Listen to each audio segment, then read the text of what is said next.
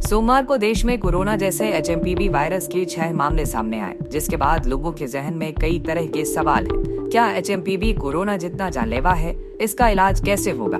और क्या फिर से लॉकडाउन लगेगा? ऐसे ही तमाम जरूरी सवालों के जवाब जानेंगे।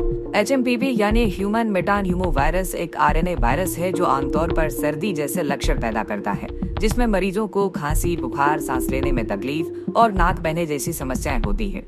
यूएस सीडीसी के मुताबिक ये वायरस न्यूमोविरिडे वायरस फैमिली से जुड़ा है, जिसमें आरएसवी भी शामिल है। इस वायरस से फेफड़ों और सांस नली में इन्फेक्शन होता है। ये इतना आम है कि ज्यादातर बच्चे 2 साल की उम्र में ही इससे प्रभावित हो जाते हैं। आमतौर पर यह वायरस हर तरह के मौसम में फैल सकता है, लेकिन ठंड में इसका खतरा सबसे ज्यादा होता है।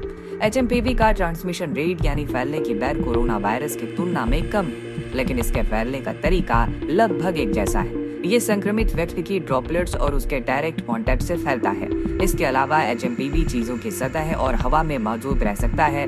इससे गंभीर मेडिकल कंडीशन वाले और ज्यादा सेंसिटिव लोगों की मौत हो सकती है। एचएमपीवी का सबसे ज्यादा असर 5 साल से कम उम्र के बच्चों और 65 साल से ज्यादा उम्र के बुजुर्गों पर होगा। साथ ही जिन लोगों की इम्यूनिटी कमजोर है या जिन्हें अस्थमा जैसी सांस से जुड़ी बीमारी है, उन्हें भी इसका खतरा बना रहेगा। कोरोना वायरस की तरह ही एचएमपीवी की जांच भी सरकारी अस्पतालों या प्राइवेट लैब में कराई जा सकती है। एचएमपीवी का पता लगाने का सबसे सटीक तरीका है आरटी-पीसीआर टेस्ट। मौजूदा जानकारी के मुताबिक एचएमपीवी वायरस से बचने के लिए कोरोना जैसे उपाय ही इस्तेमाल किए जा रहे हैं। हाथों को रेगुलर साबुन से धोकर, खांसते या छींकते समय रुमाल या टिश्यू लगाकर, मास्क पहनकर और संक्रमित व्यक्तियों से दूरी बनाकर इससे बचा जा सकता है। फिलहाल इस वायरस के कारण कहीं भी लॉकडाउन नहीं लगा है और भारत में भी ऐसी कोई स्थिति नहीं है। एचएमपीवी से बचाव के लिए अब तक कोई सटीक वैक्सीन नहीं बनी।